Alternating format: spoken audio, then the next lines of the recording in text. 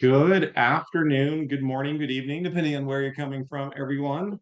Welcome to another rousing session of Revit Radio, where it's all about you guys asking questions and Melissa and I attempting to answer them. We will always give an answer. The answer might be, I have no flipping idea. Or, as in civil chat, which I just came from, the attendees were able to answer and stump the chump. So it was kind of nice. Another attendee had an answer for people. So it's always nice. It's why we like this is, we all can give feedback and give input when you are getting in there. So we do have the chat and the Q&A pod. So obviously, bother us and heckle us and tease us on chat. But if you actually have a question, please put it in the question and answers pod. It's much easier to see the question and answers when we start getting into them, because that way it's easier to organize for Melissa and myself, because sometimes you get all these chat things and the questions get put in there when you get through it. So remember, questions in the question answer and webinar chat. So did you have anything you would want to start it off with this month, Melissa? I don't know about Revit thing. I currently am in a room with an Aaron right behind me and an alley behind my head. So this is my first time with coworkers in the same room since I've been at Parallax. Well, working in the same room. We've been in the same room. You've been in the same room? Well, first time in the same room with coworkers, not at a conference. Yes. All right, so I was going to start off with one that a client asked me, and it stumped me for half a second because it didn't even dawn on me that, like most people in my schedules, I like to highlight certain columns. Sometimes those columns are highlighted because they need to be hidden. Sometimes those columns are highlighted because I want users to put input on there. And it's particularly one of clients like, oh, I want to switch this one from being the one hidden to this one. So I was like, no big deal. I grabbed the column, I went up to my shading and said, okay, that's going to be the hidden one. And then, like I had done prior to having these shaded rows, I just went back into the shading and said, cool, make it white. And I said, okay. And then I hid the fields I was supposed to hide. And I realized, holy crap, I don't have the shading going across on this one.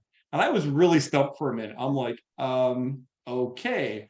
I was like ready to text Teams Melissa and be like, oh my God, but she unfortunately was at Built event last week. So then I was like, I'm gonna text Aaron and Teams Aaron in the background. And then it dawned on me, there's always buttons up in the contextual ribbon when you're in schedules. And sure enough, there's a button up here for reset. So if you need to put something back, there's a reset. I'm also now wondering how many of my schedules are screwed up, or I did put them back to white in previous versions of Revit. It's like, oh, when they were back to white and I upgraded my template, did it fix those schedules if I go back and color code these or stripe the rows? Kind of curious on that. So I was like, oh, I now need to go into my template and see which ones are broken. And if I go start looking at, turning on the shading.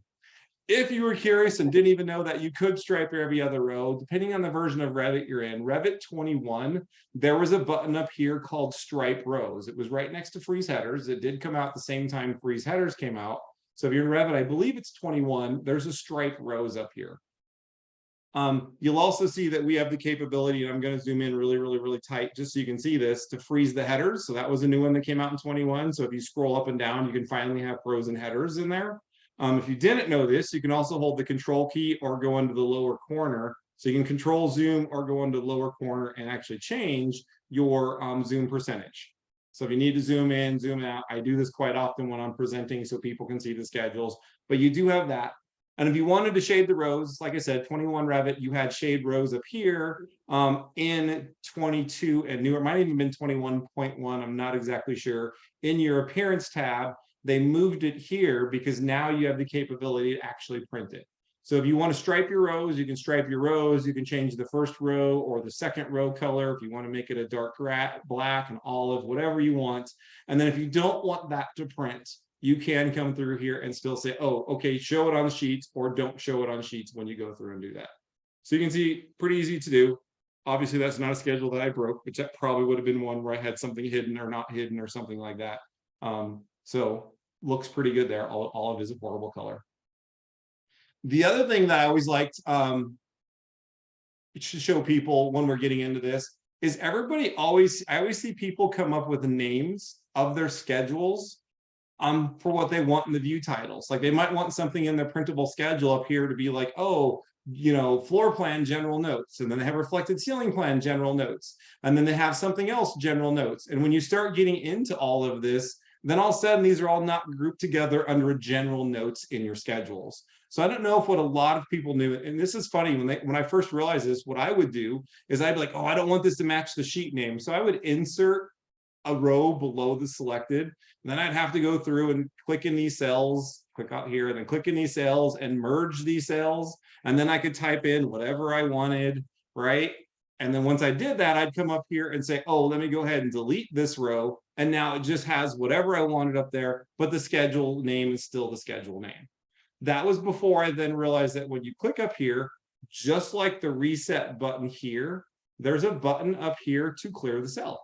So if you don't want any text up there, you can just clear the cell.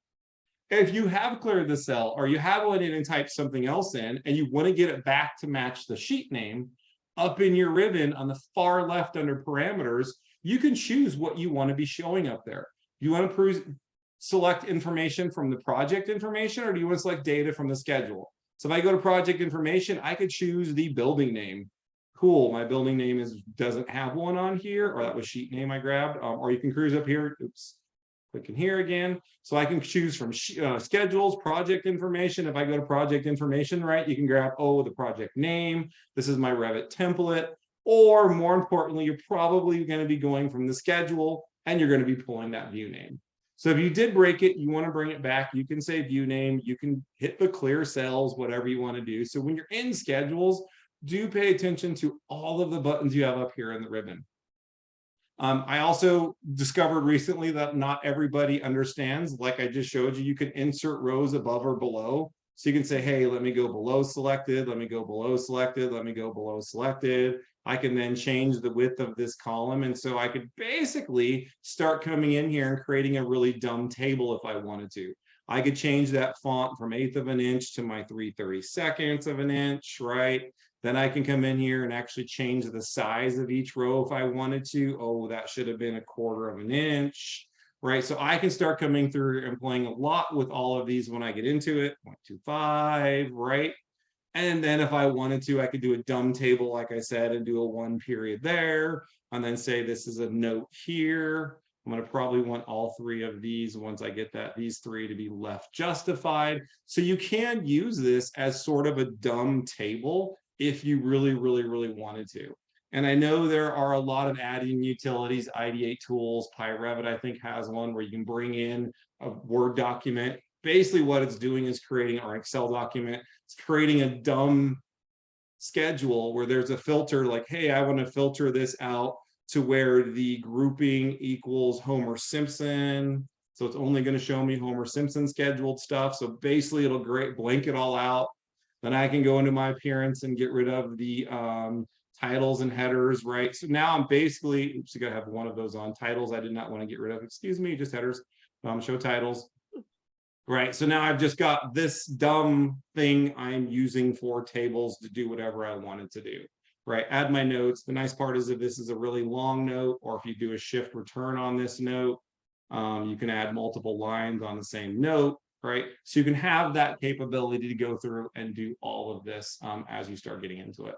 So just, again, wanted to start off, as we're waiting for questions, wanted to start off with all the buttons you have up at the top. Just pay attention to what those buttons are, because when you get stumped of, how do I get rid of the shading in all of these columns and get it back to normal? There's a reset button up there.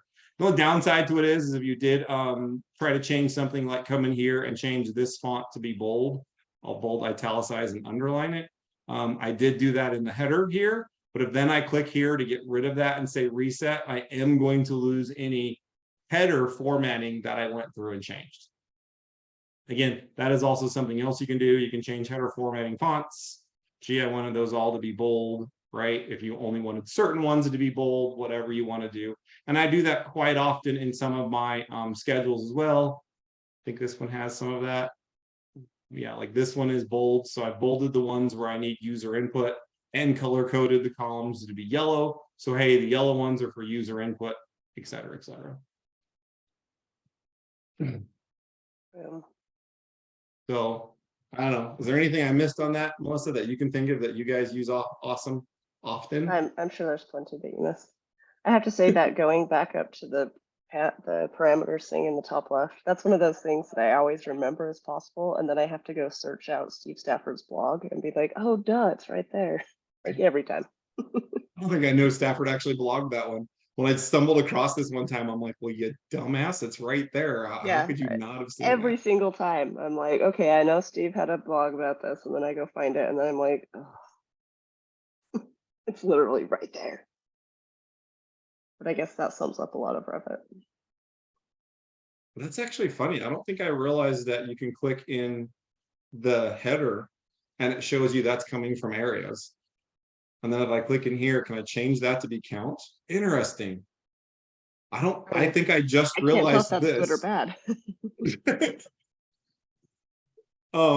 Yeah, I don't know if that is good or bad. I just literally noticed this. So I want to change. So wait, let's see if I'm going to change it to the occupant load factor. What is that one? Oh wait, that's yeah, I think that is actually one in there. OCC load factor, IBC auto. Does it swap them out? No, so now I just have it in there twice. Interesting. Oh, did it even let me choose it?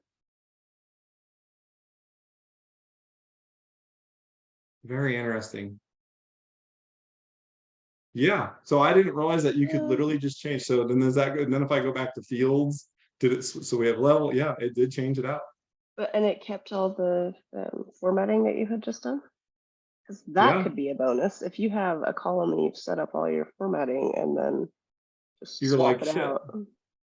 Yeah, the one that always drives me crazy, I'm gonna go back to my sheet list, is, oh God, I'm gonna hit undo a crap ton. I'm gonna undo a whole bunch here. There, the one thing that always drives me crazy is like, oh, I want to add a new one between B and C. And this is where that could be beneficial, right? So I grouped all these and I added these columns are for organization. I always hate it if you're like, oh, I needed to add something before sheet discipline. So you come in here and you add this one in there, and then it forgets, oops, I did that in the wrong location. Let's go to fields and move it up. Check by, sure, I'll move that one up. You know, you do this and now it breaks that grouping. So this is one where that could be really beneficial, like you just said, Melissa. I'll bring both of these in, and then I'll grab this one and change it to be checked by A, B, C, D.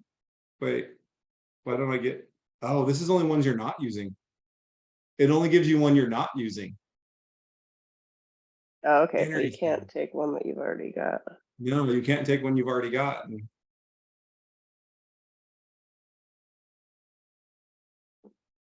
I did know you get the insert to be able to insert it here without having to go to fields and go through there. Which I didn't understand. With this one just cracks me up. It's like if I come over here to fields and say fields, right? I get every single one of these. It's still fields, it's still the sheet list properties. But if you do it this way, and I don't know if you've tried doing this before, inserting one to the right, it then says sheet list, and it's just a different look, which I just don't really get why they've done that. But you can insert to the right or to the left, you lose the formatting. But yeah, interesting. So you can swap it out for one without having to change it. That is very good to know, but you can't swap it out for one that was there. But I guess if I really was trying to do this and it was formatted like you said, I would just not have this one in here. I would change this one to the, I would change this one to like drawn by. Oh no, it got rid of the grouping when I changed it. So kept the formatting, not the grouping. Interesting. Sorry, so that was all new to me. I did not realize you could do that until I just was showing that now. See? Well, So now I have to wonder. I was playing with note blocks the other day because we have like a note by series for each of our different sheet series, and so we added like 10 different series because why not? Because that's how we roll. We have all the series, and so I of course had to copy all the note blocks and then make new note blocks because I was looking for a way that I could be like use this one instead of use the interiors one instead of the floor plan one. But so I wonder if there is a place we could do it. No, let's see, note block, we've got it here, you still get this, but it's also all blanked out because I added all of them. Can I change it from, no, by clicking here? Can I change a project information schedule to building name? Well, so you can add the project information ones too. But I It's can't interesting. necessarily change what symbol that it's tied to. It doesn't look like it. But that is one thing also, that since we're here talking schedules and we only have 3 questions, if you can't tell, I'm trying to buy some more times here. Some more time for questions.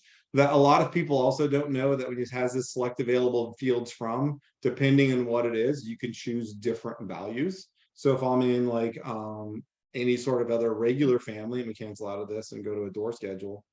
Like, so in my door schedule here, if I go look at the fields in a door schedule, I can choose to grab to room, from room, or as well as project information. So you can start pulling different things like that. Also, if you have linked information and you check down here, include elements from links, I don't think I have links in this file. I do. I can say Revit links, and then I can start getting information from Revit links. So if you want to know, hey, this door I'm scheduling, which Revit link did it come from? You can grab the Revit link file name or any of those values that you're looking for from that Revit link as well. So you have additional ways to grab those additional fields. Used to be in the lower right corner if you're a very old version of Revit, but they did put it to the top in recent versions, which made this really, really nice and I think more open for people to discover. Cool. Which is a blessing and a curse. Yeah, it's a blessing and a curse. Cool. So with that said, I think we should jump into some of the questions. Yeah. Well, I guess we can just do this one. Do you want to play with Navisworks for Rick at all? I will start opening Navisworks. Okay, that's a good idea. Why we're going through other questions. How's that sound? that sounds perfect. All right, here's a good one to start with. What do you think is the best option when you cannot use the join command to keep 2 parallel wall openings synced because the gap between the walls is beyond the limit? Oh, okay. And is it like a foot? Is the split with gap? Used to be 6 inches. And ironically, I knew it was 6 inches because it wasn't you could go out 150 millimeters and it would or 152 millimeters and it would break. And it was like, it's 150 millimeters. I was like, no, it's 6 inches. Ironically, 6 inches is 150 millimeters. Never mind. So what the question is implying is if I just take this wall and I'm just going to go ahead and move this wall from here up to here. Cool. And then I'm going to put a door in this wall here. Right. So whenever I've modeled like a finish wall or I've got something like that going on and there's a door in that wall, if you go into your modify tab and you grab the join tool and you join this wall to that wall, that opening will automatically go through. Now I do say opening because if this family was created with a void, so if this family used a void as opposed to an opening, the join tool does not work. So the family that you're joining that has the hole cutting through the host has to be an opening, not a void. You'll also notice that I can move this wall then out 6 inches. And if I move it out 6 inches, that opening will still remain. But if I move it out, if I move it out 1 more inch or even 1/4 of an inch, it is going to break. And it's saying, hey, I can't get this. What do you want to do here? If that's the case for me, what I will usually do is for me, I personally, I don't know what your opinion on this is, Melissa. I almost never use the wall opening command. I hate this tool. The only time I use the wall opening command is occasionally on a curved wall, but even then, not that often. Personally, for me, I have a generic model family that I can go in that is just an opening family as well. So if I end up with a scenario like this, and it's not ideal and it kind of sucks. Oh wow, look at that. I don't even have my generic model opening family loaded. Thought I did. Well, also depending on what the wall would be, I've actually had walls that it says it's airspace and it's a 1 foot airspace that you can join between. And Yes, I would definitely use an opening family and not the out of the box opening tool, because it seems like you get that one in there and then you can't actually change the edges. Yeah, it's a pain. So I come in here, I grab my generic model wall opening. This one is instance based. So I can just come in here, I can place it on this wall. It is all instance based. But then, you know, depending on what's going on, I can actually align it to whatever the opening is. If you really wanted to, you could lock that and the width will pick up on it. Right. So now the opening width is there. I could probably align it in section, which I would need to do as well. So that's what I use. Then theoretically, if then this door moves, I've got my opening family there. The other reason personally for me that I don't use that family is if I grab my opening family, you can see that the gypsum board here or the finished material here is starting to come around. I can actually change that. If I wanted that to go back 6 inches, I can actually show that material. It's not accurate. It's not coming in and modeling it around. It's just using that out of the box. Hey, we'll show the finishes go through.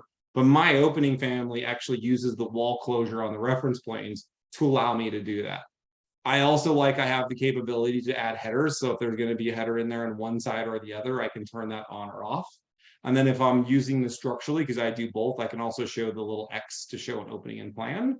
So this is why I use an opening. You can build in so much more detail to what you're looking for when you get into this, and it's just terrible. The other reason, Mallard just took the words right out of what I was going to say. The other reason that I use this is openings cannot be phased. So if you're doing any sort of phasing, you can actually do a family and phase it, but the wall opening command only picks up on the properties of that opening, or excuse me, of the host object. So yeah, go ahead. That's what I use. That's how I have it set up. Like I said, you have the finish. There's so much more that you can do when you're getting into this. So yeah, if you have that, or like Melissa said, I don't think in this template I have that, but like it is like a demising wall and there's a 6-inch gap between those or whatever. A lot of times I just have this as a single wall in that case. Or I even have another opening family that literally models the finish in here. Because honest truth, if I have something that's got this large of a gap, more than likely I'm going to be putting a finished panel through there. So I have a different opening family that actually includes a finished panel. So if I am going to go through here, I'm going to need some sort of finish slopping through here. So I actually have a finished panel on there that allows me to say, hey, make that finish thicker than the object if I want, than the host, if I wanted to as well. So that's how I would go through and do it. Don't know if, there's probably 100 different ways to do that. If I was John Pearson, he probably has some Dynamo script say, oh, man, be a wall. Well, he does now. He didn't when he started asking that question, but he does now. This is true. That's how he rolls. Let's see. Are we good with that one? Anybody have follow-ups? Christopher said thank you, so I think we're good. All right. Oh, empty curtain wall. Intriguing. Oh, so you would put a curtain wall in here for your opening. I can't say that I've ever thought to do that. So you would do a curtain wall in here. I'll call my undefined. It's like automatically embedded. Yeah, that's automatically embedded, but let me delete this out. Let me go check to make sure that does have automatically embedded checked, which it doesn't look like it does. Clearly not automatically embedded. So then you're just saying you would come in here and align this to this, this to this, and then you would have a system panel that's not what I wanted to do, a system panel that is an empty panel. Cool. I don't get why that empty panel offset freaking way the hell out here. That was weird. Oh, because there's a 6-inch offset in the system. Well, there you panel. go. I don't get why you would have a 6-inch offset on the empty panel. I don't get why I have that in my template either. So I will be making that note and fixing that in my template. Yeah, that would work too. I'd still use a generic model opening family, but yeah. And of course, I use the worst possible door because if there was a pocket door, it'd probably be sliding into the air gap here. But it does seem like they'd go for the room for sure. But yeah, let's just change that because it's going to bother me if I don't change that. Sure, we'll do a bifold door because that's going to be so much better. There you go. So what's our next question? Oh, there you go. Tim says I mostly use it for shear wall openings. Okay, got that. Let's see. That one seems like it might take a bit. You're opening Navisworks. All right, so Jeff's asking, is Revit 2023 a useful tool to produce electrical engineering sets, specifically PLC networks? Let's see, who do we have as attendee? Pekovich is on here. We'll let him respond in the chat to that question because I have absolutely no idea. So is Revit 23 a useful tool to produce electrical engineering sets, specifically PLC networks? That's the one thing for me that I'm not strong in the Revit side is getting into the MEP, creating content for that, etc. But when you really start talking about the nitty gritty of the MEP side of things, like, oh, gee, how do I calculate the loads and things like that, becomes a little bit more difficult when you start talking about that.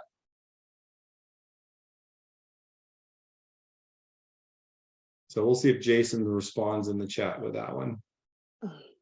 Or if he's even there, he probably left.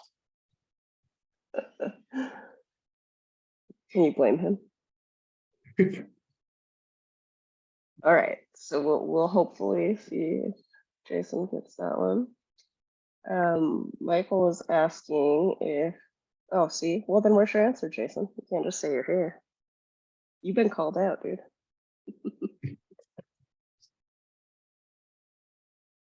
Or anybody else MEP, I guess I could say. We could make up an answer. Jason was asking, is that PLC for low voltage?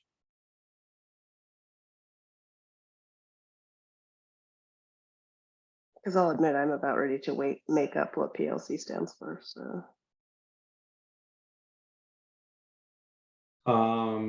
Yeah, I can come up with some really good things for PLC. I don't know. We could just put that in the chat GPT and see what they come up with. Pretty loud children. Let's go to the next question. Well, I think that Jason and whoever was that question and Jeff were talking on that. Okay. Then let's see. Oh, here Augustina's asking, in your opinion, what is the best strategy to model and document curbs in slab plans? That becomes depends on how accurate you're talking about curbs, right? I mean, we all know the site tools in Revit are not the best things ever. If your curb is totally going to be more realistic curb gutter type scenario, and you're talking like street curbs, or you might be talking curbs on like roofs. If it's curbs and like roofs, etc., I just model as a short wall, which I doubt that's what it is, because that's probably what most people would respond to on that one. So if you're talking about curbs up there, just model a short little wall, go to town, and have that set up. If you're talking about like curbs trying to go around a road or whatever, that all depends on how your thing's been done. Your topography's been done. If you've done true topography and you're setting that up, you actually can attempt to do this with a handrail that's got a simple just top rail associated to it and post that handrail onto the topography. It will try to manipulate and warp along that topography. You can also do that same handrail if you're trying to do it on a floor, if you're more than likely doing your roads or whatever with a floor, which what most people do, since they're not the best tools out there when we get into it. So that's probably one of the easiest ways to do it, would probably to go in and do it as a handrail. I know some people are like, no, I'm going to do this more as an in-place sweep. So they go ahead and just start modeling a sweep in place using a profile, but trying to get that to host up and down and pick edges becomes a pain. I did know one person who would go take his topography and do the, I just drew a mind blank on what the tool is called on topography, split the subregion. So we do subregions around it. And when he did the subregion, then they would do an in-place family clicking on the edge of that subregion. So it would follow it as well. I personally, when I was getting into this, because usually that's not, we're obviously not civil or landscape engineers. Most of the time it's getting into just, this is there for rendering purposes. I personally would just use a handrail. So I don't know, what would you guys do in that, Melissa? We have a Lauren, so. We have Lauren, so we just say, hey, Lauren, make this work. So to me, I would try the handrail scenario on that route, Augustina. That's what I would do. And again, just to kind of show you real quick, I'll go into an architectural floor.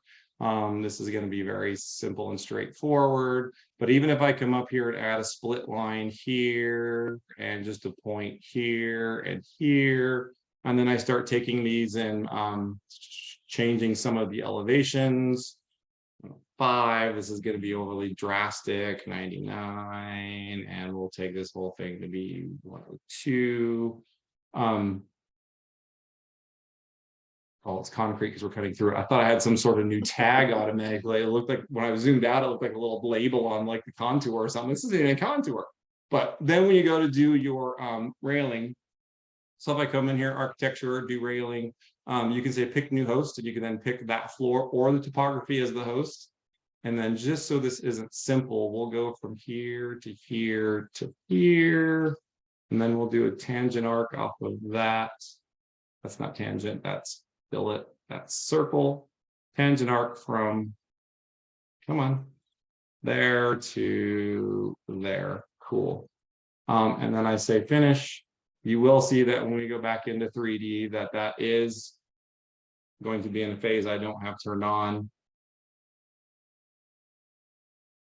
That handrail is then going to attempt to float and follow what it's doing. Again, attempt to. It's not going to be perfect. It's not going to go through and do what you're looking for. But as long as that sketch line is on the host, even if you needed to offset that curb over, you could use the offset from path and say, hey, I wanted to go out 2 feet, whatever.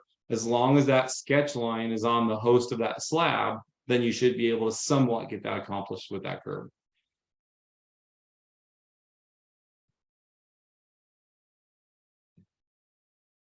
So hopefully that makes sense for you, Augustina.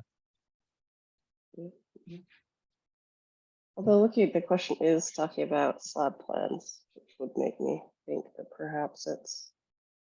Oh, I missed that last thing in slab plans. Oh, That's okay. It's a very cute little curve. Yeah, so if you're talking that, then I just go in and model walls, and I make the walls, you know.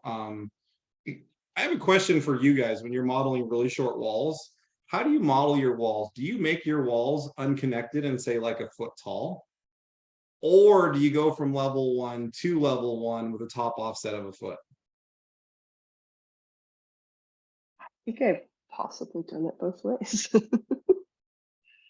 I was just kind of curious, and the reason why I asked this is I had a client who went in and made all of their finished walls unconnected and made them 4 feet tall. But then somebody came into the file and was like, oh, well, now I want to put a base offset on this of 3 inches or whatever it was. And then all of their walls, instead of being at the 4 foot height mark, moved up because they're like, oh, I modeled a tile wall and I got to make it 4 inches off the ground for the base. So they went in and moved these all up 4 inches. But when it was unconnected at 4 feet, now they all became 4 feet 4 inches tall.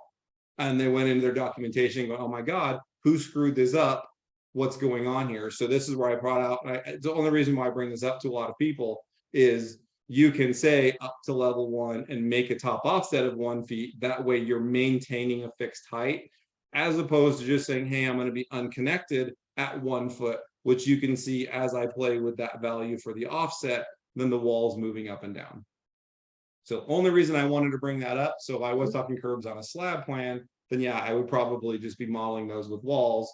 But as you can see, that's how I do them most of the time. I'm not saying it's always that way, but just an FYI when you start getting on what you want to do. I just see very few people come up here and say, oh, I want to go to level 1 with an offset. I usually see 90% of people just do unconnected. Well, it looks like we now see Ian and Michael at least will do. And Rick brought up a point that's technically wrong, but in reality, it is correct. So what I mean by that is this is a CMU wall. And if I go make this wall 8 feet tall, you're going to see I get the hatch pattern, right? But if I go back and make this CMU wall 4 feet tall, that hatch pattern goes away.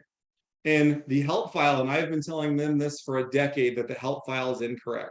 It's not technically the fact that the height of the wall is less than 5 feet. What it is technically the top of the wall is less than 5 feet below the bottom. If I come down here, I'm just going to go make this unlimited. I hit apply, still not cutting through the wall. You still don't see it. But if I go make this have a -4 foot offset and hit OK, oh, it used to work. It was the view. How tall did I make that wall? That wall is 4 feet. That should be working. It's negative. I forget what it is. Tracks. No, it definitely was one of the ones where, because I had a view where they shouldn't have been showing and they were all cutting up. I'm like, what is going on? I had partial height walls that were all 4 feet, but one of them was like down 6 inches from the ground or something like that. And it was the view range, when the view range is depth, but maybe I'll have to go back and do some research on that. Or they changed it on me. Yeah, because that's still not. That. That's definitely not a thing that ever happens. Yeah, I'll have to go back and look at that, because it literally used to be that I could just come in here and change the bottom to be like a -2 feet, and then that would start showing up with the hatch pattern. So I'll have to go back and look at that. Maybe go into a previous version too, because that's how it used to be, because I used to just change the view range and it's like, look, I can get the cut pattern to show up. Screws with everything else you're doing, but if you had that one wall, you could actually go change, do a plan region to show that wall with the hatch pattern if you wanted to. So I think we have to go back and say this really makes Rick technically correct, because I think in this version, Rick, he was correct. But no, I literally documented and did a video. I probably still have the screencast from like 5 years ago and sent it to Autodesk saying, look, this help file isn't technically correct. Yeah. The help file is a lot of things, but not that. Okay, let's see. We went through that. Well, Rick, Brian's not married to you, so we can say that you're technically correct.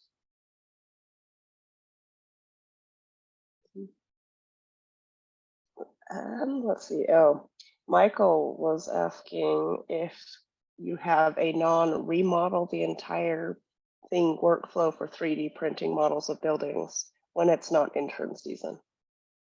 It's not intern season. There was a session, I think it was a built session years ago, and it was brilliant what these guys did, but I doubt it's been updated for the newest version. They actually had, there was an add-on utility that you could create 3D print files from images. And so they created a Dynamo script, and this is the best thing I'd ever seen them do, where they went in, created a view, and in that view, they played with the line weights. Like they needed the walls to print solid, right? But in Revit, the walls aren't solid. So they basically went into their view and they started playing with the line weights and turned on them things that they wanted to print or not wanted to print. But then what they started doing was playing with the line weights of these things, going, oh, well, for this one, we want it to be a line 13. And they started making all these fat like line weights. And when they did that, that's how wide the 3D printer would print it. And there was some add-on utility where you could say, take all of these images, put them together, and it would create the 3D printable file. And they had a Dynamo script they would get to people. And their Dynamo script basically went in and said, take this, set the view range, cut it at, set the view range bottom to be like 1/8 of an inch below the cut plane. And they just moved it up every like 2 inches and got like 300 images for everything. And then they just opened that up in this free add-on utility.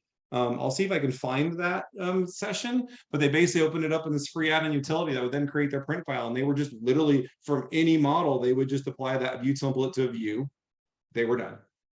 They apply that view template to view. It was when Dynamo first came out. They'd go into Dynamo, that Dynamo script that would say, hey, slice this model, export out a JPEG for me, put the JPEG on this folder. They'd open up that folder in this 3D printing file, and they were done. It was amazing. I gave that to one of my clients, and they were like, holy shit. We just saved weeks and months worth of work trying to 3D print these files. So it was insane. Other than that, I don't really have anything for you on, hey, what do you do when you want 3D printing? I don't know, maybe somebody else has a great idea on best ways to do 3D printing out of Revit. There used to be an STL exporter as well that you could then convert into the 3D print file. but I don't think that's been updated either. There used to be a lot of stuff when 3D printers were around like 8 to 10 years ago that all this stuff was really cool. Yeah, and then using an STL exports too. Yeah, there's adding utilities for doing STL exports, and you got to go in and doing a whole bunch of cleanup on them. Only thing I would say to a lot of people is I don't think enough people go into visibility graphics and clean up things like, oh, I don't need to see the data devices on a 3D print. I don't need to see my electrical fixtures or my equipment or whatever you're looking for. So going through and setting up, turning off and on everything that you're truly looking for in that 3D print. That's one of the things I always try to tell people, check your phases, make sure you're not trying to 3D print demo stuff, things like that. Really go through and prepare that view that you're trying to print from first before you go into whatever utility you have to go through and export it out. There used to be one, and I'm going to actually look and see if they had one too that was great as well. I'm going to come in here and see where's the search in here. HSB. Oh, publisher. HSB.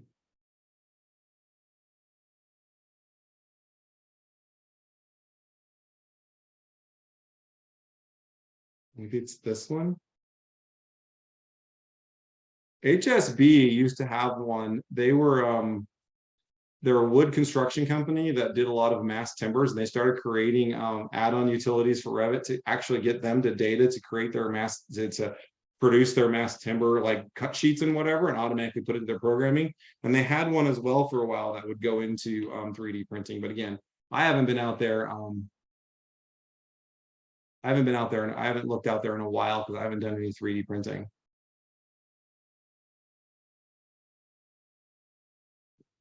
That's because we've all moved on to AI and ML and ChatGPT, and 3D printing is like old.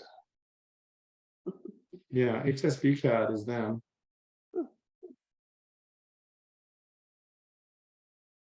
Yeah, so they did a lot of cross laminated timber is what they do a lot of, but they had one that was, they would even like put in little notches when they 3D printed it, and it would like take walls, and so it would actually like put it together like a puzzle piece. It was really, really cool. And I used it, like I said, it's probably a decade ago, but you could go out and it would actually, you tell it the size of your print bed, and it would like print all the walls flat, but it put like little puzzle pieces in them. So then you could notch them all together and it would go together like this 3D puzzle. And you're like, this is just freaking awesome.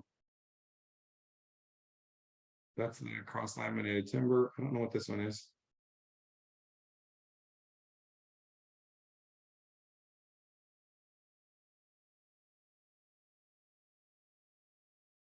Yeah, I think theirs is more getting into the 3D print. So. Oh, there you go, Tim found a link. Oh yeah, thank you, Tim. Tim put it up there for us. Yeah, this is the one I was talking about where they literally created a view, changed the line weights, and then ran a routine that would go through and create hundreds and hundreds of just 3D or just JPEG images, flat 2D images. And then they got and you can see they got the little Dynamo script. And like I said, I don't know. Do you remember, Tim, when this was, or is there a date on this? Oh yeah, they're just saying, yeah, don't use any of that. I was trying to see if there was like an actual date on any of this stuff that they had. The STL to voxel. So yeah. So there you go. Tim put it in the chat for everyone to go check out and look at. Yeah, it was really, really cool on what they were doing. Don't know if it would still work. But it was a while ago. And it was funny because we got into the session and these speakers got in trouble because their presentation was literally 20 minutes long out of the hour and 15. And 10 of which was the guy forgot his 3D prints and he had to run back up to his hotel room and bring him down. But it was one of the most like holy shit moments for me at the conference, and the guys did it in like a 20-minute presentation. It was like, wow. So yeah, there you go. Thank you, Tim, for putting it up there. I know I have it somewhere, but I don't know where. Cool. So what's our next question there, Melissa? Yeah. Let's do, there were a couple of stair adjacent questions. Although really quick, we can ask, Jason was asking if any of your clients are using ACC Bridge, and if there are pros or cons, or I messed around with the ACC bridge momentarily. For those of you who don't know what it is, when you're in a project, they now on the construction cloud have the capability.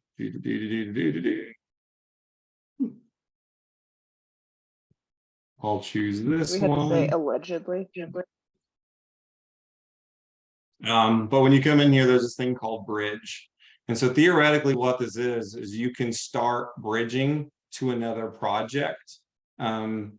You've got to go to a project, send it in, and then basically you can now start linking documents from one hub to the other. So, you know, great example of this is I work with a lot of projects, giant projects like airports, et cetera. And this part of the airport's doing a remodel. This part of the airport doing a remodel. It'd be really great if we could link some of those live or some of those published models over to our file. And you can start setting that up with the bridge type scenario.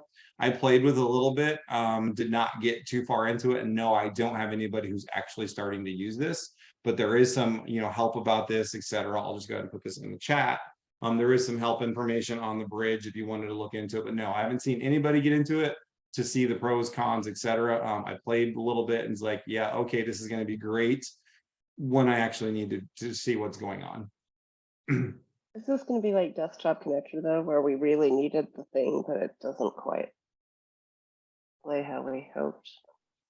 Well, and speaking of which, and I'll ask this here to see if anybody else, I've heard of issues, but has anybody downloaded and started using the new desktop connector? So the new desktop connector does not automatically subscribe you to every single project. The new 16.0 desktop connector, you have to come in here and say, you have to come in here. It'll show you all the projects you're part of, but it isn't automatically going to start caching anything until you come into one of these projects and say, okay, let me grab this project. Let me check this project. And once that project is checked, it is now going to be looking into that project. The other thing that this did is when I go into like link CAD now, you know what, yeah, that's not what I wanted. You go into link CAD, it's probably link image probably would have been the same. You no longer come up here and go through this PC. Notice down here, you now have Autodesk docs. It used to be you'd go through this PC and then you'd go into the Autodesk docs. It's gone. It's now just its own little folder here that you have to go through to get to. And I've had one client be like, oh, I don't see it here in my this PC. This is where I used to go. So then they started going down to their user, right? And then in their users, they went to them and they went through the Autodesk docs, et cetera, et cetera, et cetera here. And this did not work. This failed miserably on the project with all the link CAD files. So it's no longer under this PC with the new docs. You have to come down here to the Autodesk docs. And again, if I come in here, you saw I was part of 40 projects. All right, you can only map total 40, but I was part of several projects, but here I only see 2. If I go back to my own little doc here, I only see the one I'm checked on. So if you're like, man, I can't even link this CAD file in from this object, you have to go back down to your docs. Do I still have docs open? I closed it. You have to go back down to your docs. You have to go into your settings and you have to say, ooh, I need to select projects before you can even start doing it. That's interesting, because it was before it was like on demand. If when you actually interacted with it, it would finally. Yeah, before, well, so this is that theoretically you would see them all. Right, but I think this is there theoretically. It's constantly caching, so that way if somebody updates, so this is how they're getting it, like the images being able to be linked now for rendering purposes, etc. Okay. So I think they're doing it this way now because now it's constantly checking to see if that stuff's being updated. Not just only in your selected projects. So somebody asks, is there a shortcut to like all of your projects? There's not really, and you do have to expand each of them, but then you can just start checking what you're looking at when you get in there. So it's not a huge deal to go in and check all of them, but yeah, and you can only do 40. So I don't get this because for me as a BIM manager, I am in part of more than 40 projects. I guess I'm just going to pick and choose which ones I don't give a shit. Sorry, client C, your project hasn't been touched in 3 weeks. I got to get rid of you. Yes, and it has been. Somebody's like, "Is this an issue for novice user?" Hell, it was an issue for me at the beginning. I'm like, "What is going on? Let me go look at my docs." And well, then I went in there. The problem like, is, if it's new, we're all novice users. Yeah, when it comes to this crap, yeah. Yeah, So just that's another FYI, step we have to tell people is make sure that you actually go select your projects in yet another place in order to be able to see your stuff. yeah, Awesome. Lovely implementation. yep. So just throwing that out there since you mentioned docs, Melissa. So what other Oh, questions do we have? that was Jason. Jason took us down that rabbit hole. Okay, so we have the stair adjacent questions. Do I have to upgrade desktop connector? This is one that did not pop up as an automatic upgrade. So I did right click and say, hey, let me go look for update. You'll notice that is now gone also in here. You have to go to the help, check for updates. It used to just be under here, check for updates, but it was not one that popped up automatically. So currently this is one that you do have to go download and look for yourself. Okay, so the answer is right now, no, you don't have to upgrade your desktop connector. I was just Unless asking if Autodesk anybody had the question eventually because be I've the one will heard, stop working. yeah, I've heard that there's issues with AutoCAD. I personally haven't experienced that yet. And I think more of the problem is that probably the people are saying there's issues. They don't always have to go subscribe to the damn project. That is probably true. I have lots of issues with AutoCAD, and desktop connector is not one of them. Exactly. Just AutoCAD in general. But. Okay, I was actually wondering, so Jason is saying you don't have to upgrade, but everybody should be on the same version. So yeah, Let's rephrase that. makes You don't sense. have to upgrade today. As long as nobody you know that's working on things upgrades. But you know the next point release of Revit will make everybody upgrade desktop connector.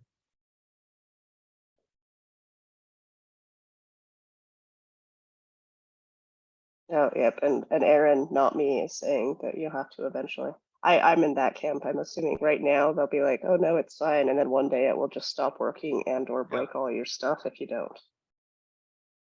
Because that's how they roll. Okay, let's see, where were we going?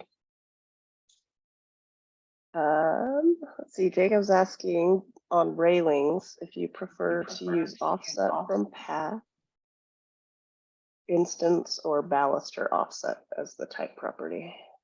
Depends on what I'm doing with those rails. So if I come back here to this rail, the offset from path is what you can use to move the object off of the host while the sketch line is still on the host.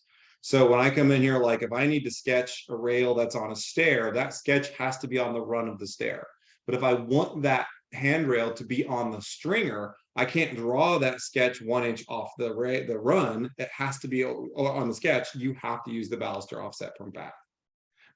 In those rails inside of here, you do have baluster offset. So if I don't have any other railings here. If I play with this baluster offset, this can move the balusters, but it also does not move the rail structure. So there's a lot of different offsets when you start getting inside of here. The rail then has an offset when you look at it. If you go look at each individual baluster, they also have an offset inside of here. So there's lots of different ways to play with that. So for me, a lot of it is playing with what I need those rails to do and what's going on, right? So for me, for most people, the only time I use the offset from path, like I said, is, oh, this sketch line, I needed it to flow over this, but if I did that with the sketch line, that could break this railing. So if I come in here and say, oh, let's go make that 3 feet, it's completely off over here, but my sketch line is still down here. So that's really when I start getting into the offset from path when you get into it.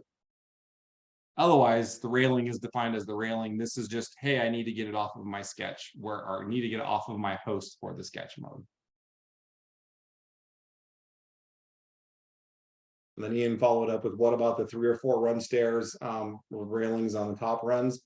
I just don't do my stairs that way. It's cool. We could do stairs that are multiple runs on top of each other. It just does not work with railings. So for me, I usually split my stairs about halfway in between. And then I do another stair on top of it. So each one of my railings can do what they need to do. I also split my stairs between the runs, not at the landings. And the reason why I do that is if you do it at the landings, then your railings usually break. And I don't think something that a lot of people know. Stair. Sure, finish. that when you're looking at a stair, where did I do that stair?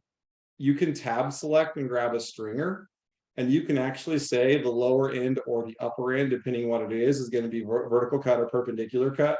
So when I stop this in the middle of a stair run, I do perpendicular cuts on both of them, and then I can get my stringer to look continuous. I'll have a line there, but I don't care about the line. But I can actually make these be perpendicular in the middle, then do another one that starts where this stair didn't. The one up above, or this run here, whichever, you need to turn off the begin or end with riser, depending on which one. Then the next one would begin with the riser, and I can start it right there.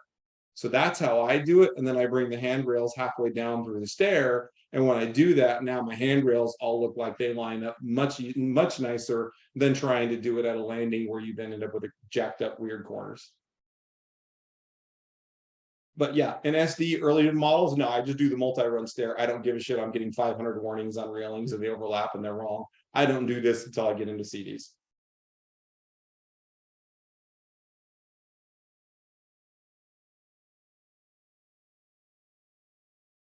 Okay, yeah, and Jacob's saying that for placing stair railing placeholders, having a baluster offset works better for swapping with the final.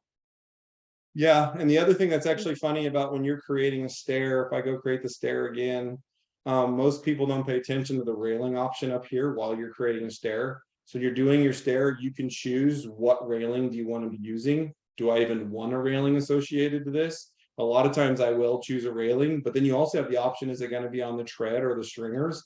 And literally the only difference of this is if you say it's going to be on the tread, the offset for that railing is half the thickness of whatever if you say it's going to be on the stringer, the offset is half the thickness of the stringer. So if I come in here and say, oh, let me do this on a stringer and draw this same stair that we just drew and finish it, you'll see that this railing has an offset of a -1 because my stringer is 2 inches wide.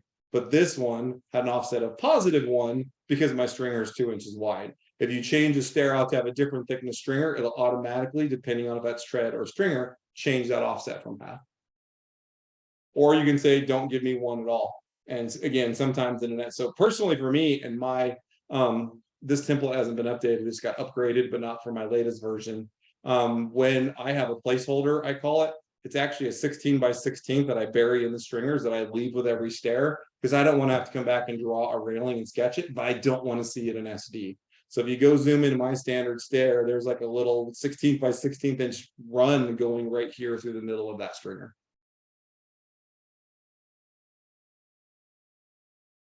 Jacob's like, what?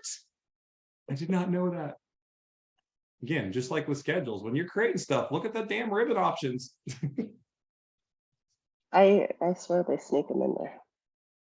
That one has been there always. I know. I that's when I usually hit okay, and then I'm like,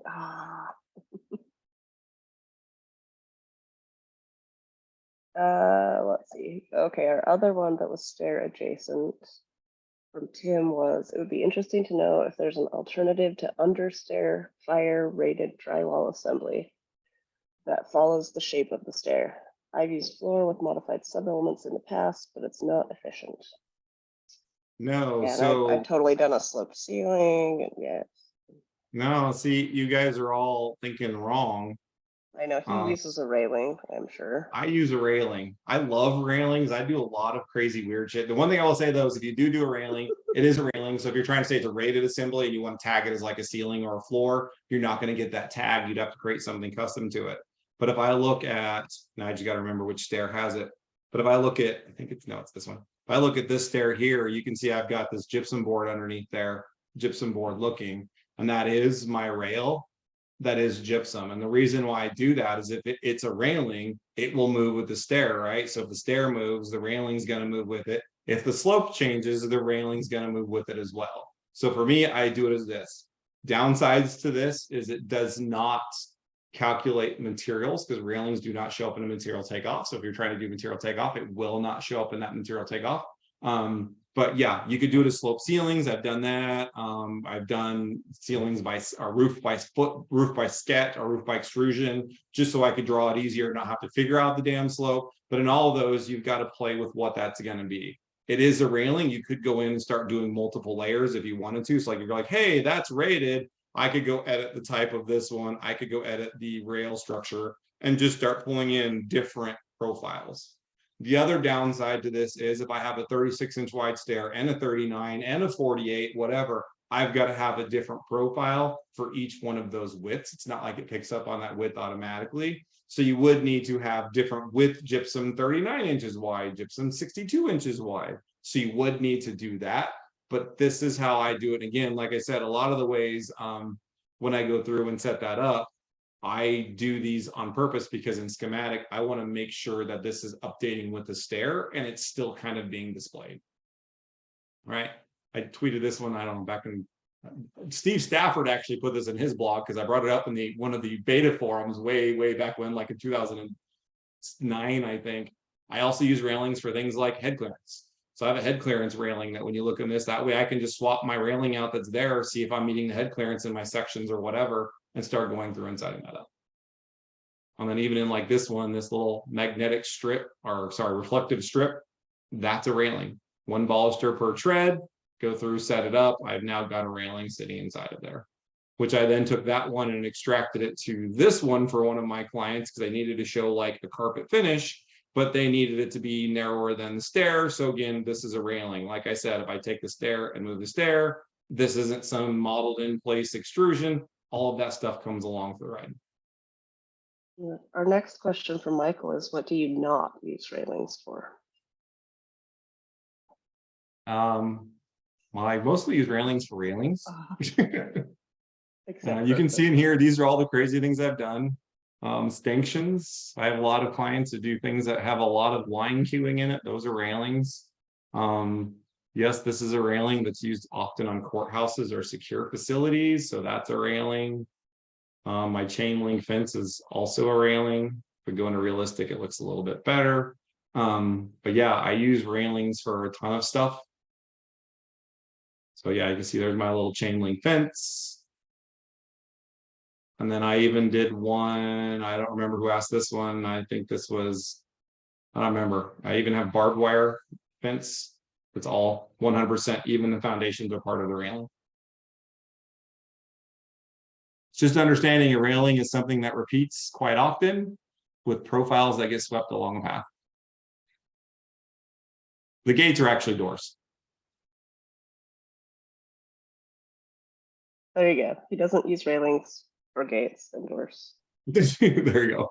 Well, that's not always true. Those ones my clients wanted to schedule on it, but like this one here, this isn't technically a railing, but it's a railing support. So my gates on railings like this become railing supports because I want these to turn on and off with the category of railings. Oh, and in the question and answer, there was a tip to anybody using the Bluebeam driver. So I just copied that into the chat so that everybody else can see it from Ben. Cool. Entertainingly, Yeah. I was having an issue printing with Bluebeam, but it was not that same issue. It was a different issue this time.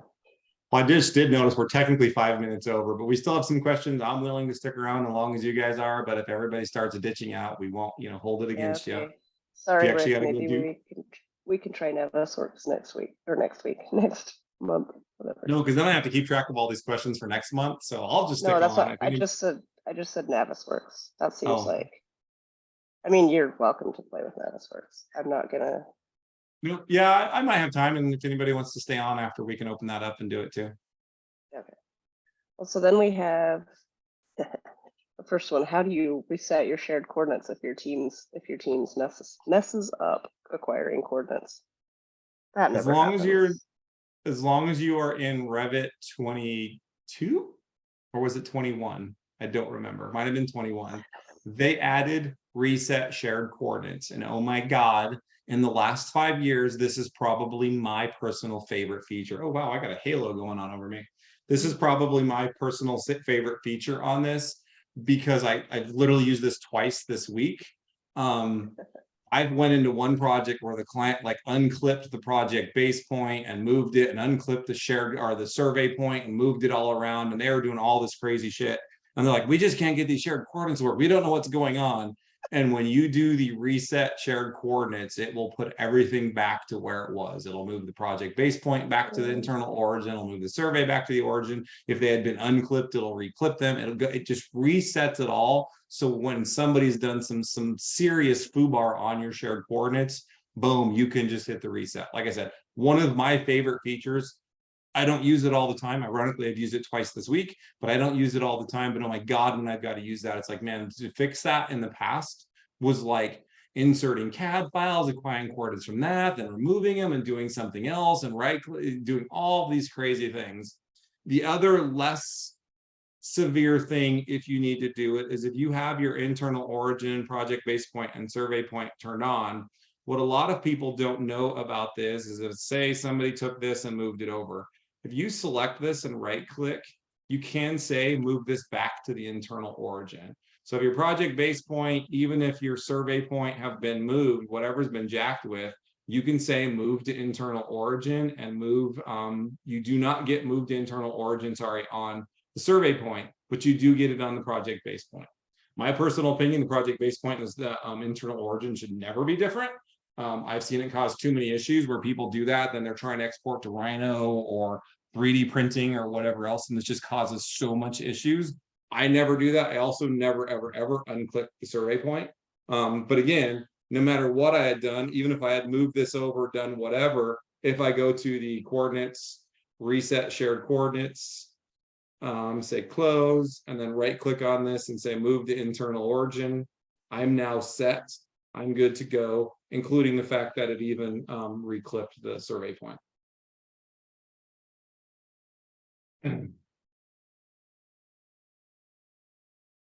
So there you go.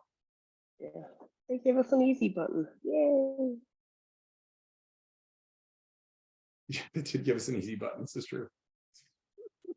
Okay, now we have 3 structural questions, which I think we can maybe, Ryan's, I think we can combine. So there's one question saying, do you use generic models for your floor truss families? And then the follow-up is, what is the best way to get floor trusses to appear in plan view showing walls underneath? Biggest thing for me, what kind of floor trusses are you talking about? I mean, are you talking metal trusses, wood, like wood eye joists, etc.? But no, for me, structural framing is always going to be structural framing when you get into it. I never go through and change anything not to be the structural framing category. If you're talking like wood, like He did just regular trusses, I've created, I think I have a 3D family. I don't have a 2D family for it, but I have 3D families for those as well. Usually most of the structural stuff, unlike architecture, it's pretty good out of the box. So you can get away with doing a lot of that. So if I come in here and start being like, man, I need to do that wood thing. One thing that I do, and there's a couple things I'm going to show you here, is whenever I'm modeling like an entire floor system, especially if it's trusses, usually what I will do is go in and model the beams first. And the reason why I model the perimeter beams first, I don't care if it's going to sit on top of this.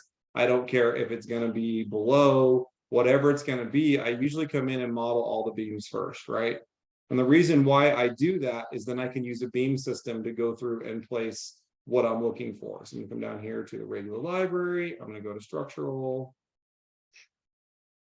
S comes out after structural framing. I'm going to go to wood. So they have great open web truss inside of here. They have the TJLs and the TJSs. So whatever you're looking for, I usually use these. I haven't had too many problems. Usually I got to go in and tweak it to a point, and I'll show you. I think they fixed them actually in later versions, but in old versions they didn't. But once I've got this done, now I go do a beam system. So I don't have to worry about going in and modeling each one of these. If you've got it enclosed with this, you can come in and do a beam system. You can say, oh, I want the fixed distance of these to be 2 feet. I want to use this type of member. Depending on which edge you hover over, it'll put those on, right? And then if I go back to 3D in this, it's not it. Go here. So he just added a follow-up, says no beams, walls. So I'm assuming that means burying walls instead of using the beams. Still, if it was walls, you can still use the beam system as long as it's an enclosed space as well. It'll work. And then when you do this, you also have the capability to do a like just a offset. So if you're like, oh, I need to move that up a foot because I need to go on top of my walls, you can come in here and make that a foot. You'll move it up so you can have it on top of the walls. Ironically, if I'm doing it at walls, let's say there was a wall below this, and I'm going to undo that offset just to make it life see a little bit easier. What I have in my repertoire is a family called my reference beam. So I'm going to go ahead and hit insert, load family, insert, load family. I'm going to go to my personal library, and I'm going to go to my structure. I have a thing in here called reference beam. I also have reference columns. But the reason why I have these families is they are literally nothing modeled, but these families have no 3D geometry to it. But the reason why I do this is if I come in here and say reference beam, the reason why I do this is there's still technically a beam there. And if I go to my little course level detail, I can see these orange beams. But most of the time what happens is as an engineer, you want to show this overlapping the wall.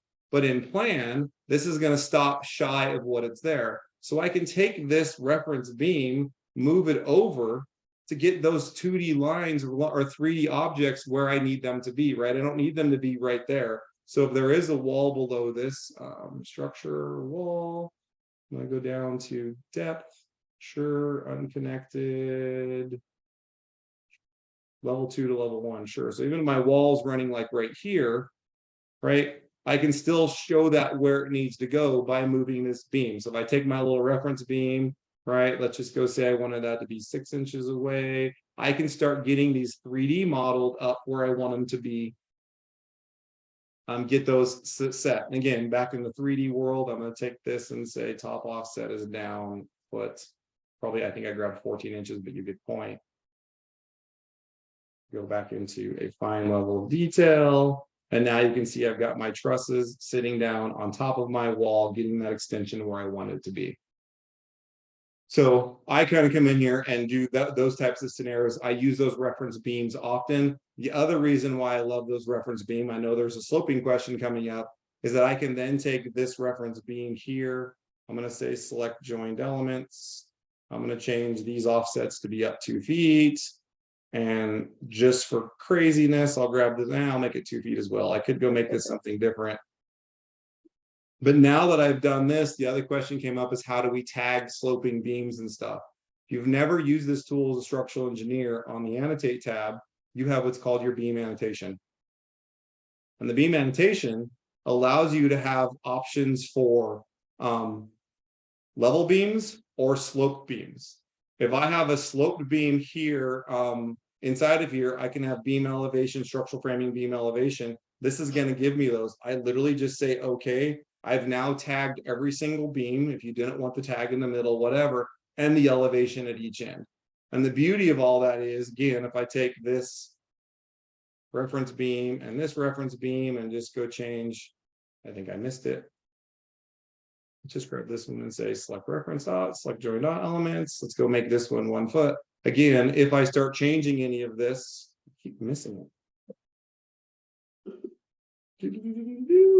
But those tags will start now, wrong view. Those tags will update. So use the beam annotation tool. It'll put your spot elevations at each end. It's amazing. I've taught an entire session at almost every conference out there called slope framing. I think I've done it at AU. I know I've done it for Built Europe, Built America, Built Australia. I think I did it at BIM workshops. It's one of those things to me that I've done an entire session on how do you model slope framing, because I can do an entire residential type roof using these reference beams and columns. And I'll also say, if you wait for Revit 23 to come out, Revit 24 to come out, I was part of the new sample project for that. And for the structural engineers, that's how I modeled all of the slope framing. So we've got a few questions on how you actually make those reference beams. Is it literally you took a beam family and just deleted all the geometry? Yes, I literally took a beam family. I will send them to you guys. Just email me and I'll send it to you. No problem. The answer is yes to both. He just deleted it, and also he will share.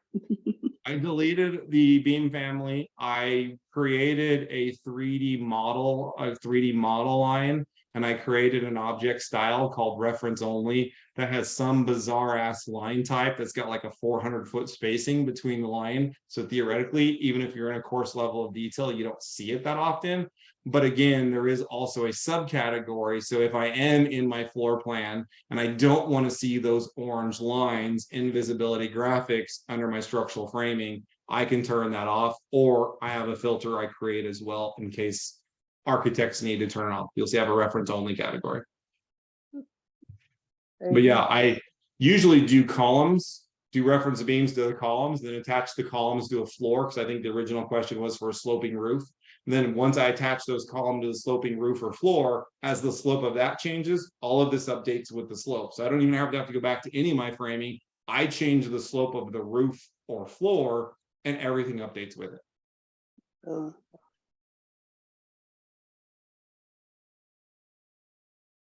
Yeah, the reference beam could be tagged if you want to. Ironically, on one of my projects, I was using the reference beams, and I realized, oh, technically there'd be an L angle on the inside of the stair shaft. I was like, oh, technically there'd be an L angle, so I had to switch all my reference beams out to L angles, but it was the same concept. Nice. Okay, so did that get Ben's sloping and cross slope to drains question as well? I think so. Okay, Ben, let us know if that didn't get your question answered. And then last question, even though we're massively over time now, but that's okay. Rick asks, can I quickly show Navisworks? First thing I would say, Rick, is honest truth. I've been using less and less and less of Navisworks as a design tool for the designers, for the design team. This is more for the construction side, because I have been using the model coordination on the Autodesk docs. If you're in BIM 360 anyway, model coordination can be set up to automatically go through. It's not as powerful as Navisworks in any way, shape, or form, but oh my God, it's a really nice tool to have it automatic and have everybody do it. But with that said, one of the things that you're going to do in Navisworks, and I should have done this earlier so we didn't have to wait, but I'll pick a really small file, is you need to obviously open up a project. So I'm just going to go here to demo.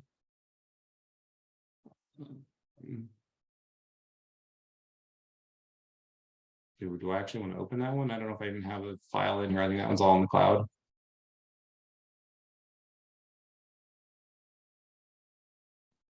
So I hate this. I'm like looking for the files. So one thing is, remember in Navisworks, it's always trying to open NWDs as the default, which pisses me off. I'm going to go say all files so I can actually find the stupid Revit file.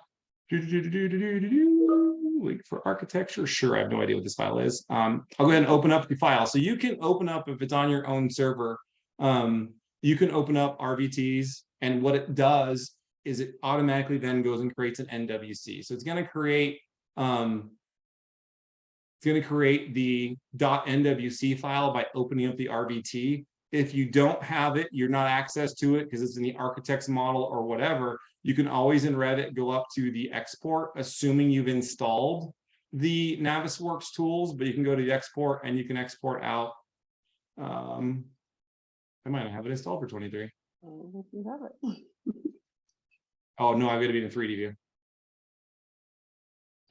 Let's try it again. File, export. Or did they move it? Okay, it's been so long since I've exported. Well, they just updated it because one of the latest updates to it is you can actually export out more than one view at a time. You used to have to do it in every single view, but now there's a new update that I swore to God I installed. I still thought it was under export. I thought it was like right here, NWCs.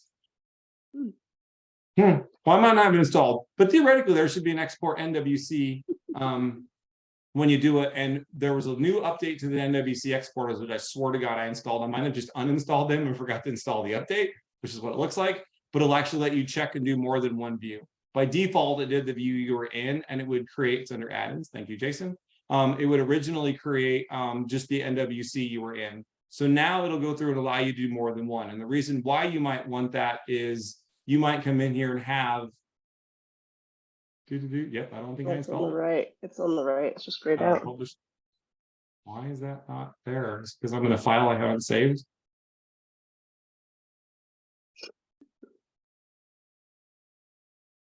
see if it opens up with this file. But basically what you need is you need that Navisworks cache file. I do not know why this is grayed out. Which you're not going to get. Anyway, and you need that NWC. That's an Navisworks cache file. And basically what Navisworks does is it XREFs in, for lack of a better term, it links in all of those NWCs to create an NWF, right? So back in Navisworks, you can see that great file I had was open. Obviously, there's not a whole lot in it, and you've got this set up. The thing about Navisworks that becomes nice is, first off, if you're in here, always go to the View tab, load your workspace, and just load the Navisworks extended to start. If you don't do that, you're going to be like, man, where are all these cool tools? Where are they? Because they're all hidden, etc. But if you do this, it'll open up the majority of the tools you're going to need. But the main thing that you need to start is with the Clash Detective. Now, with the Clash Detective, you could start coming in here and say, okay, I'm going to go set up. Why is this grayed out? There it goes. No, Clash Detective.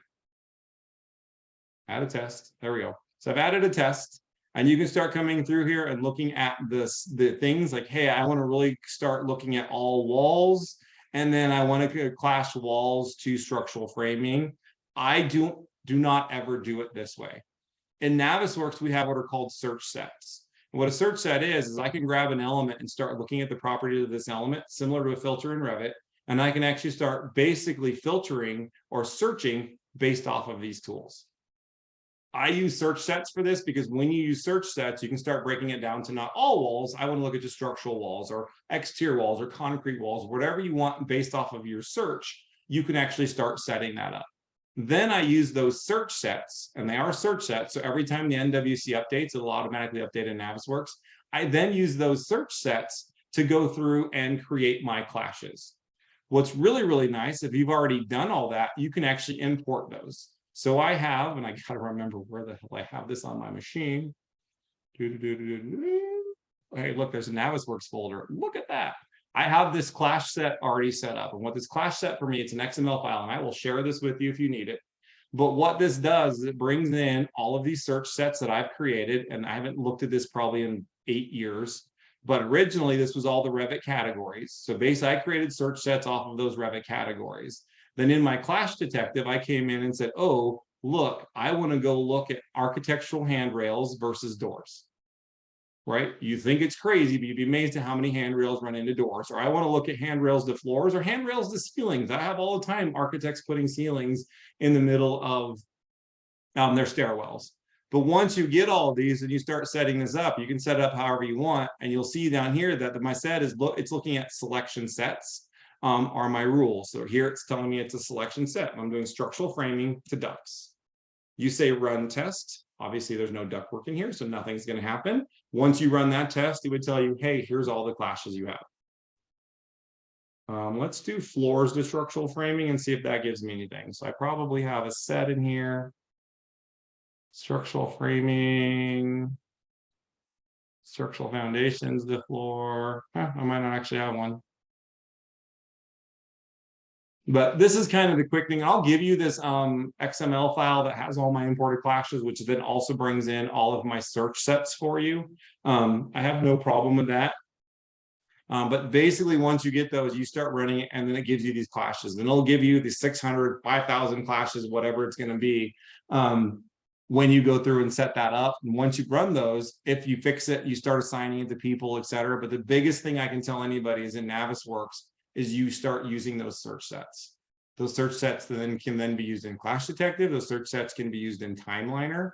I had an architect way back in the day who did a lot of hotels for a couple different hotel chains, and they could actually animate it in Timeliner, like a construction timeline type scenario, within 5 minutes, because they had standards what they did in Revit. Those standards were already created in search sets. Those search sets were linked to a Timeliner thing, so literally they could open up Navisworks, bring their architectural model in, bring in the search set to bring in, import the Timeliner scenario, be done, and within 5 minutes they could show a construction animation. So it's a really, really powerful tool, assuming you have standards that you can follow and you use search sets. So I know that was the quick lowdown 8-minute example, but hopefully that helped you out, Rick. And yeah, just email me, Rick, because when I close this, I'm going to forget about it. Email me and I'll absolutely, and remind me when I'm sending you, and I'll absolutely send you those search sets. Like I said, they are old. I need to go through and update them. But like I also said, I'm using more and more and more of the the Autodesk Docs model coordination more so than I am using Navisworks. If I was a contractor, I'd still be using Navisworks, but for the design team, I'm using more model coordination. Cool. I see a whole bunch more things came in. I know, and I actually have to run because it's swimming lessons tonight. So. I assumed you would. I'm 30 minutes over. I wasn't expecting all these questions to come in the end, so feel free to take off, Melissa. Thank you for staying over the almost 30 minutes we've been. So I appreciate it. Talk to you later, and I'll still keep on for the last few questions. Tim R did ask a question about Hatch Kit. I love Hatch Kit. It's $100 tool. I think everybody should own it. Two reasons why I love Hatch Kit. The obvious one is quick fill. So the question was, do you like Hatch Kit better than Revit? For simple hatch patterns, 100% yes. If you're an interiors person and you do tile, you should own Hatch Kit. If I come in here and look at the Hatch Kit, let's say you wanted to do 4x8 subway tile, that's going to be 8, that's going to be 4. Oh, I wanted to show my mortar joint of 1/4 of an inch. I'll do 1/4 of an inch there. I'm going to do 1/4 of an inch here. I didn't want this as a 1/2 inch. I only wanted this as a 1/3 inch. All 1 to 3. That quick, I have created a hatch pattern. It's that easy. You can do staggered bonds, herringbone, chevrons, polygons. You can even do text hatch patterns. Start coming in with what the text is going to be. I've only ever used this once, but a lot of very simple ways to do these. If you're getting something a little bit more crazy, Revit works well, but this will do the same thing. You can go draw lines, and then you can say, I'm going to go create hatches, custom hatch from those lines. You can absolutely do that too. The other thing that's cool about this, Tim, is if you get in here, the fill manager will show you all of the hatch patterns used in your particular project. If they're being used, it'll show them as blue. If they're not being used, they show up as white. What I love, you can export this. So if you see a cool hatch pattern you need in one of your competitions or your consultants or whatever, and you want to get this, you can say, go ahead and export this out, go into your new project, import it, and you now have it. Well, it creates the PAT file for you. So I can export it as a PAT, or I can simply copy it to clipboard, go to my project, say, create one from clipboard, and I've got a new hatch pattern. So you can save them out. You can export PAT files for your server. You can do them in there. So yeah, Hatch Kit is a very inexpensive, I'll post this in the chat as well, very inexpensive tool that I think every single person should have, or at least one person in there. I think it's like $100. I know I bought this like a decade ago for $20, and I think I've had to pay an upgrade cost of $20 a couple times in the last decade. So I've been using the heck out of this, and I guarantee it saved me thousands of dollars on hatch patterns. So absolutely, it's something I'd like to have. So we got that one. Oh, and then Rick, sorry, Rick, I missed your follow-up question on the, yes, if you need to open up other NWCs into it, you use the append button in Navisworks. So yes, that is true. Tim said he likes that, going to be looking into it. So Ben asked the question, what do you suggest for plan symbol definitions, a legend on S1 sheet or plan notes in another option view? For me, I don't like to do any work on sheets. So when I start talking about like general notes or symbols or anything else, everything is going to always be done in a legend. I don't believe any work should get done in sheets, if at all possible. Occasionally I need to do something, so I'm not saying that's a, an always 100% you do that. But so like for me, you'll see, oh gee, here's my symbols for my tags. This goes onto a sheet. I might have generic, general notes for floor ones, for floor plans, etc. Those are all going to be legends. Again, I like to keep it, even if it's a one-off note. Hey, this is a general, these are just notes for this one sheet. I still do them as a legend and drag it on because I don't like my users to have to think, do I do this as on the sheet? Do I do this in a legend? No, it's just 100% always done in views. Views, sheets are merely placeholders for views. So that's kind of my theory when you start talking about, oh, what do you do for all of that? Absolutely what I go through and do, Ben.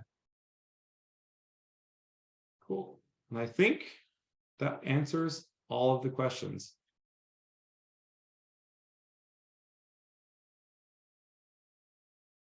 So hopefully that answers all the questions. I might have missed some. Melissa left, you know, 'cause she had, you know, actually go do some payable work.